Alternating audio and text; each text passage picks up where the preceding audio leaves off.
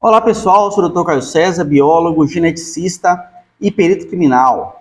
Tudo bem com vocês, pessoal? Espero que sim. Estamos aqui para mais um vídeo aí nessa semana aí de setembro. Estamos aqui gravando esse conteúdo na semana do dia 20 de setembro. E aí, gente, a gente está hoje para falar aqui sobre o Guia de Identificação em Vítimas de Desastre, tá?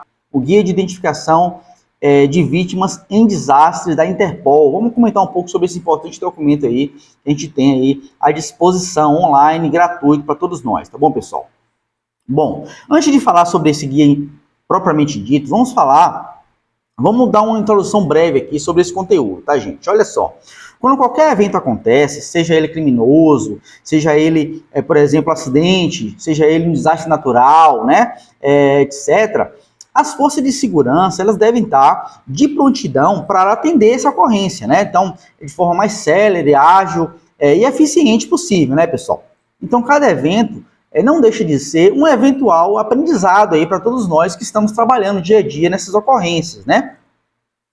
E cada oportunidade é um motivo especial para a gente otimizar os protocolos que às vezes estão aí mal, né, engrenados, digamos assim, né? E é um espaço de aprendizado mesmo. A gente vai aprendendo em cada momento, né? A gente não prevê o que acontece, né? Então, quando acontece, a gente tem que dar uma resposta célere, ágil, eficiente e vai aprender também com essas ocorrências aí que rotineiramente aparece, infelizmente, nas nossas rotinas forenses, tá bom, gente? Então, esse aprendizado, ele ocorre naturalmente, tá? Muito bem. Dito isso, essa otimização, gente, essa otimização de protocolos, nada mais é do que uma espécie, né, na minha visão, na minha humilde visão sobre essa questão, é uma espécie de respeito e, de certa forma, até um legado, né, às vítimas desses crimes, desses desastres, né, desses acidentes, ou até mesmo desastres em massa, né? Então, é um respeito, um legado dessas vítimas. A gente tem que justamente otimizar, aprender esses protocolos cada vez de forma mais refinada possível, para que novos eventos sejam atendidos, né, de forma mais ágil e rápida possível, né? Muito bem, o último desastre que nós tivemos aqui no Brasil foi essa terrível queda aí do avião da Voipaz, né, que ocorreu em 9 de agosto, vitimando aí 62 pessoas, tá, pessoal? Nesse evento aí infeliz que aconteceu aí no nosso país, tá bom? Em Vinhedo, aqui em São Paulo. Muito bem. O vídeo de hoje a gente vai falar então sobre o guia de identificação de vítimas em desastre, né, da Interpol e países membros, tá, gente? Então esse guia, pessoal, ele é um importante documento que a gente tem à disposição, conforme eu já falei, e se liga aqui nesse vídeo que a gente vai falar um pouco mais sobre ele adiante. Vamos lá. Bom, gente, de acordo com esse guia de identificação de vítimas em desastre da Interpol, né, a definição de desastre, né, em massa é um evento inesperado causando a morte de muitas pessoas, tá, pessoal? Então, observe. O guia de identificação da Interpol, que é esse guia que estou mostrando aqui para vocês na tela, tá? Ele não especifica quantas pessoas são muitas, né? Quantas pessoas são muitas, né? Ele fala que o desastre em massa, então, ele é um evento inesperado, causando a morte de muitas pessoas, mas ele não especifica quantas pessoas é muitas, né? Então, para o entendimento geral, gente, quando as forças de segurança, corpo de bombeiros, policiais, poder público em geral, né, não consegue atuar de forma efetiva em um determinado evento. Então, pense comigo aí, tá?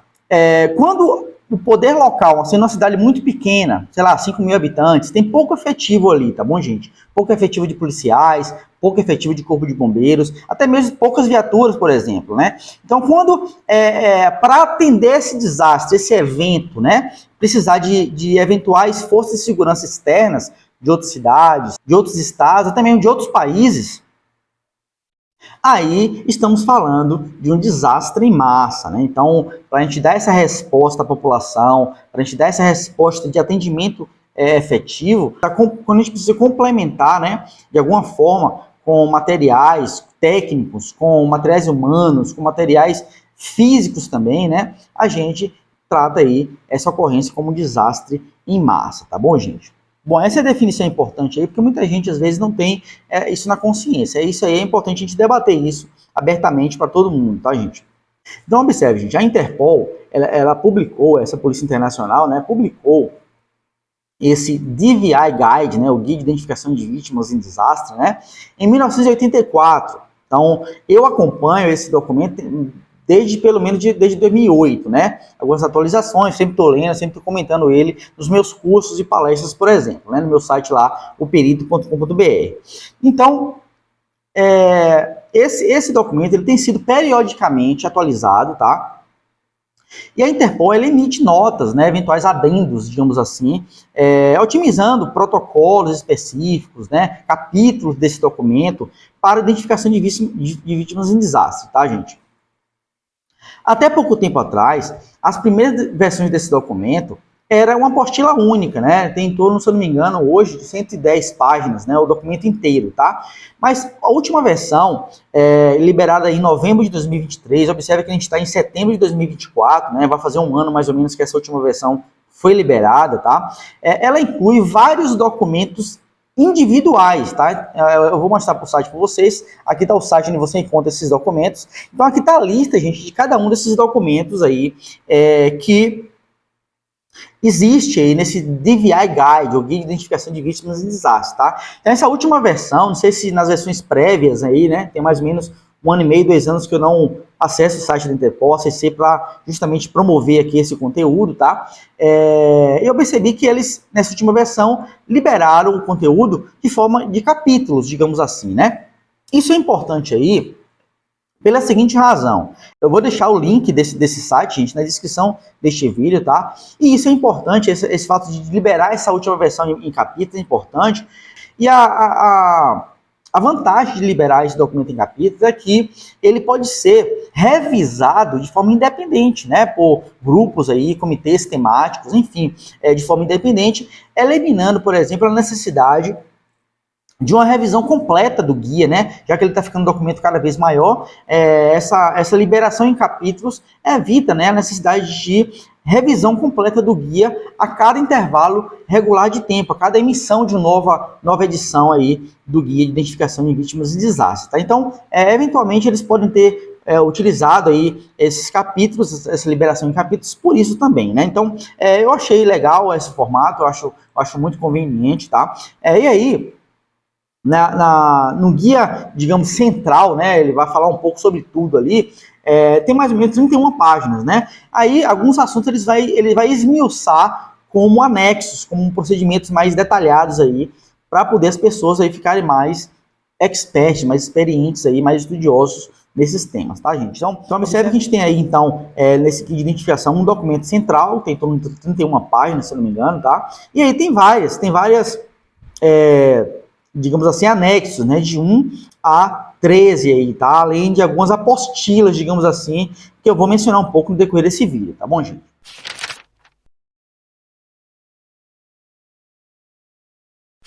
Então, o Guia de Identificação em Vítima de Desastre da Interpol, pessoal, ele indica os melhores tratamentos para justamente o atendimento dessas ocorrências aí, desses desastres, com foco também primordial, pessoal, na recuperação dos corpos, né? É claro que o mais importante não é o dano material, né? O mais importante é a recuperação dos corpos e a devolução desses corpos de forma efetiva aí para os entes queridos que perderam, né, esses parentes aí nesses desastres que acontecem aí, tá bom, gente? Isso aí é bom frisar que deve ser feito de forma com dignidade, com respeito aos familiares e às vítimas aí desses eventos aí que ocorrem no mundo todo, tá, gente? Então, esse guia ele divide esse processo aí, né, de atendimento em 5 fases, tá? Eu vou mencionar essas fases aqui para vocês, tá? A primeira fase é a cena do evento propriamente dita, né? Então, seria o processamento do local, o processamento desses restos humanos, né? A coleta desse material, né? O recolhimento de forma apropriada no local da ocorrência, tá? Então, é a cena, de forma geral, do fato ali, do desastre como um todo, tá? Muito bem. A segunda fase aí desse processo de identificação, de coleta, de análise, né, de todo identificação de vítimas de desastres, né, é o procedimento que a gente chama de procedimento pós-mortem, ou PM, né, é o exame detalhado dos restos humanos em um necrotério ou uma instituição congênere, né, para essa finalidade, tá? E para isso ele usa aí um formulário, tem a versão aí desse formulário em inglês, tá no site, no link que eu mostrei para vocês anteriormente, tá? E a gente chama isso de formulário rosa, até o próprio guia de identificação refere esse formulário como formulário rosa, tá? O formulário rosa, gente, é esse formulário aqui, tá? Eu tenho ele aqui para vocês, ó. É claro que provavelmente não é uma versão atualizada, eu fiz um curso em 2021, né? A gente tem algumas etiquetas, né, desse formulário, tem um espaço para fazer croquis se necessário do local, ó. Tem espaço para anotações, aí tem várias etiquetas, ó, com uma única identificação. Cada apostila dessa aqui é para um indivíduo que foi identificado no local, tá, pessoal? Então, tem uma identificação, ó, com várias etiquetas para a gente ir colocando, por exemplo, em peças eventuais relacionadas ao mesmo corpo, né? Então, isso aí é importante aí para poder, para a finalidade de identificação posterior, que eu vou mencionar um pouco para vocês, tá? Esse formulário rosa é rosa mesmo, né? Como a gente está vendo aqui, um formulário, esse aqui é brasileiro, tá? Eu tive acesso a ele em 2021, uma pós-graduação que eu fiz na Polícia Federal. E aí eu não sei se é o mesmo, pode ter se atualizado esse documento aí, tá, gente? Mas essa versão aí de novembro de 2023 do Guia de Identificação de Vítimas de Desastre da Interpol, tem lá um formulário atualizado, tá em inglês, tá? E cada país ele vai traduzindo aí, formando aí os seus formulários rosas, né, de pós-mortem, de forma apropriada, né, de forma que atenda às suas necessidades específicas, tá, gente? Muito bem, essa aí foi a segunda fase aí do processo de identificação de vítimas em desastres, tá?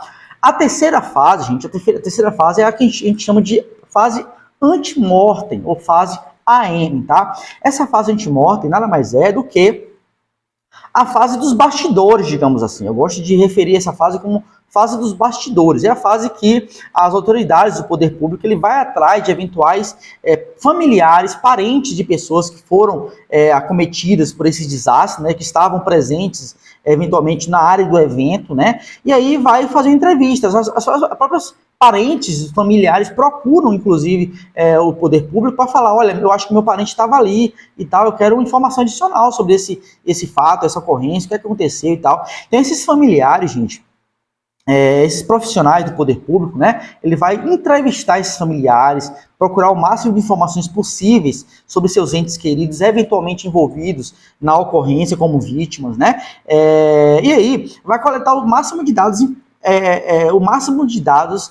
relacionados a essa pessoa que desapareceu, tá, gente? Então, vai procurar várias fontes aí para eventualmente levantar o máximo de informações possíveis. E aí, nessa terceira fase, tem um outro formulário amarelo, tá? Que o pessoal chama, inclusive, no DVI Guides, né? No Guia de Identificação de Vítimas de Desastres, ele se refere como formulário amarelo. Eu não tenho uma cópia desse formulário aqui, tá? Mas é um formulário que tem lá no site da Interpol, e ele mostra justamente informações adicionais, várias informações que necessitam ser levantadas aí desses familiares, dessas pessoas que eventualmente estavam relacionadas a esse evento, tá, pessoal? A quarta fase desse processo de identificação de vítimas de desastres é a fase de reconciliação, é a fase de comparação, coincidência ou match, né, aparelhamento dos dados antemortem e pós-mortem. Então, observem que vai ser feito um cruzamento de todas essas informações aí. Esses formulários aí, rosa e amarelo, eles vão ser correlacionados aí para saber qual as principais aí similaridades encontradas nessas duas fases, né? A fase 2 e a 3, que é a fase pós-mortem e antemortem, tá, gente? Então, esses formulários, eles serão comparados para que justamente ocorra essa identificação da pessoa ali que está vítima, né, daquele evento, né, que foi vítima daquele evento, de forma mais confiável possível, tá, pessoal? Então, é isso aí que acontece na fase de reconciliação, tá?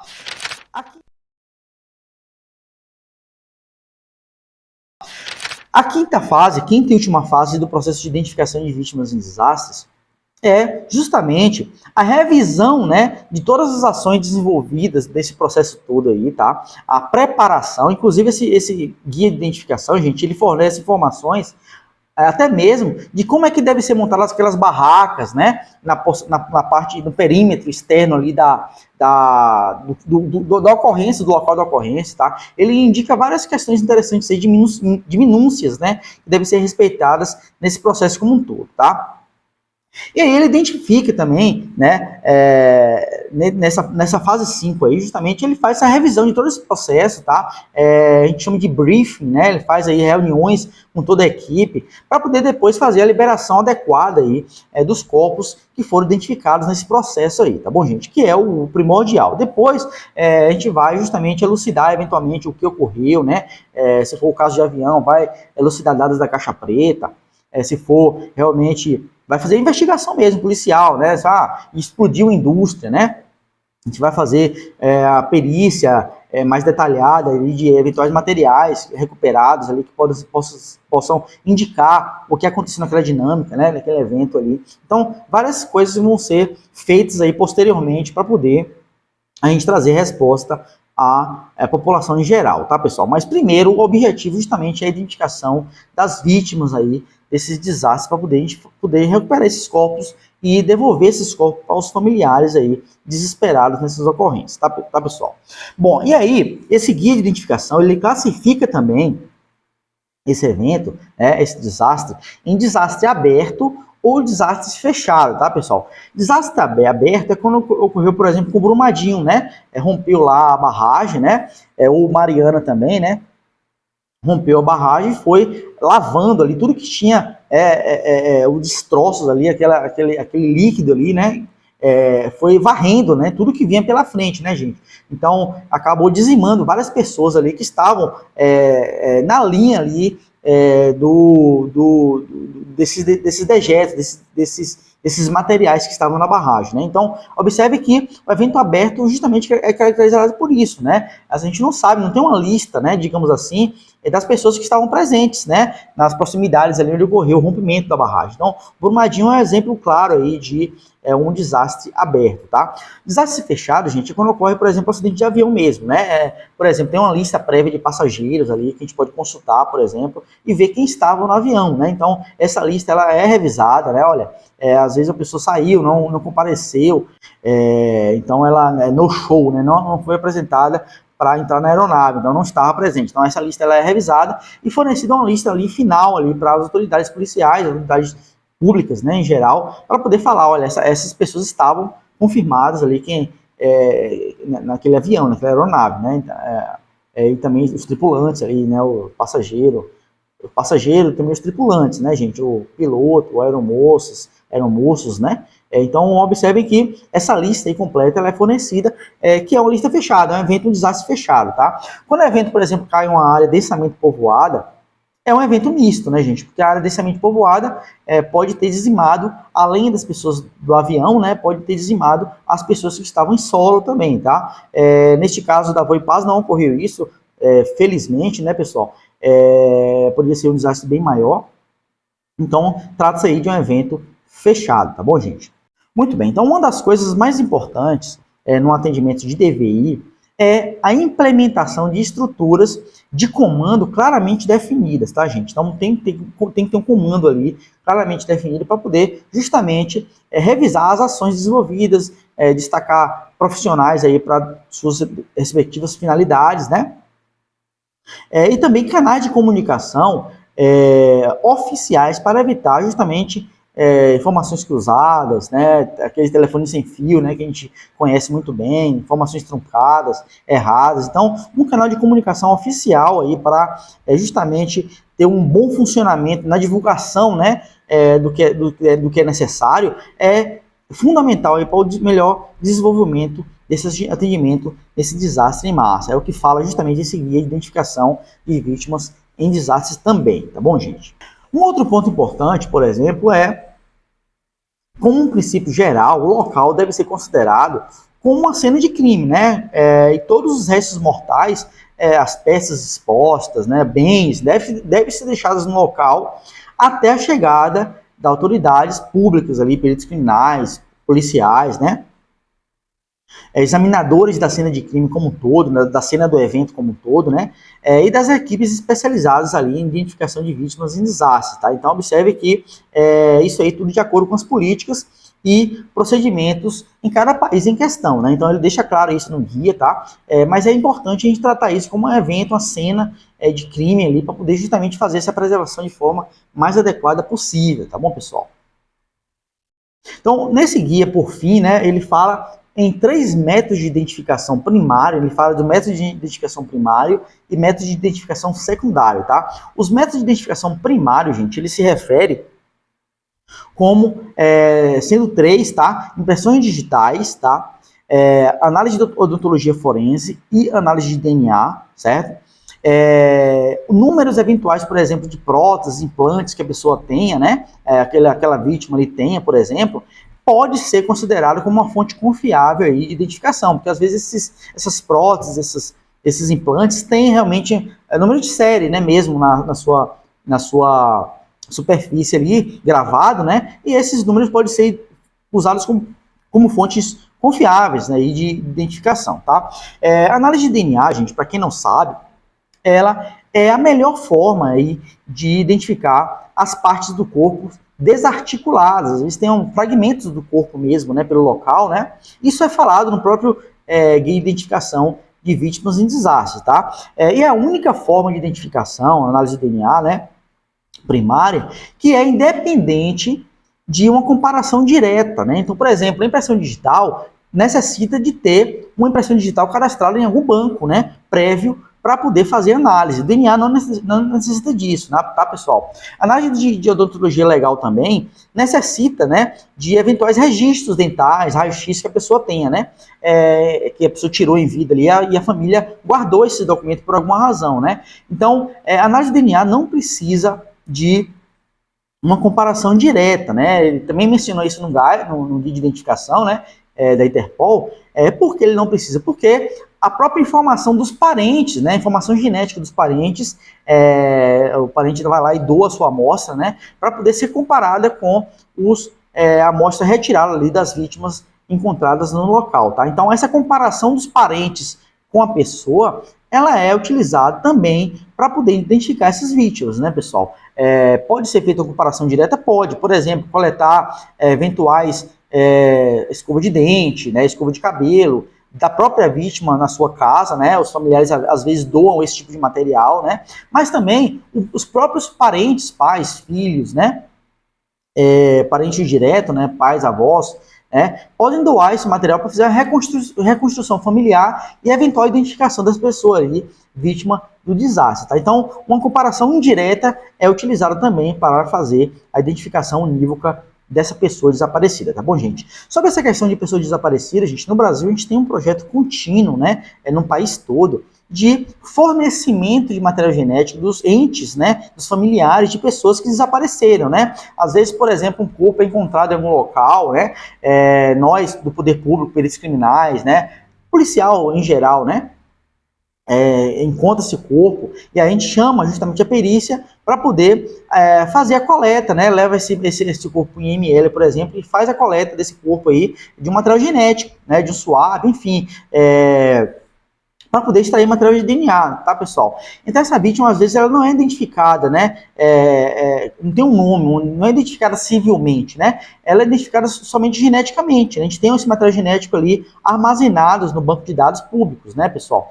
E aí, esse DNA, ele pode ser comparado com vítimas, ele pode ser comparado com pessoas, com familiares, né, que estejam vivos e que procuram, né, os MLs, as polícias civis locais, né, as polícias científicas locais, para doar suas amostras. E aí, aqui no Brasil, a gente tem justamente esse projeto contínuo aí para poder fornecer a devolução desses corpos, né, para as vítimas, né, para enterrar de forma adequada esses entes queridos aí também, tá bom, gente? Então, é um projeto importantíssimo aí, que volta e meia a gente tem aí divulgação desse projeto nas mídias, televisão, rádio, enfim, do Brasil todo, tá bom? É importante você saber dessa informação também, tá?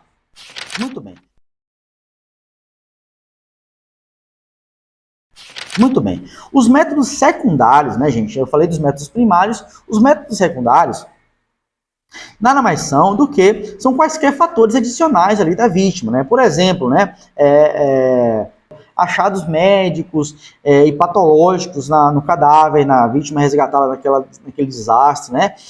Presença de cicatrizes pelo corpo, tatuagens, né? Roupas que a pessoa ali estava portando, foi encontrada no local, né? Essa descrição dessa roupa, esse sapato de sandália, enfim, pulseiras, tudo vai para o formulário ali PM, formulário rosa, que a gente já mencionou anteriormente, tá bom, gente? Então, a identificação unívoca de uma pessoa conta com essas características biológicas, né? Impressão digital, DNA ou arcada dentária, né? Não precisa ser feito os três, né? A ordem justamente é essa: impressão digital, odontologia forense, DNA, até porque o DNA é um exame mais caro, né? Mas são feitos eventualmente os três para fornecer justamente uma identificação unívoca dessas pessoas, tá? Quando necessário. Mas também as evidências médicas, acessórios que a pessoa estava usando, roupas, calçados, presença de tatuagem, etc., são também consideradas para a identificação dessas pessoas aí, tá bom, gente? Então, são elementos aí considerados justamente com esses identificadores primários, tá? Bom, vou ficando por aqui, eu espero que vocês tenham gostado desse vídeo. Busque sempre conhecimento de qualidade, gente, tá bom? Se inscrevam no meu canal do YouTube, curta, comente, compartilhem esse vídeo nas redes sociais, Instagram, YouTube, Facebook, tá? E em breve teremos mais conteúdos aí liberados para vocês, tá bom? Vou ficando por aqui, nos vemos nos próximos vídeos, tchau, tchau.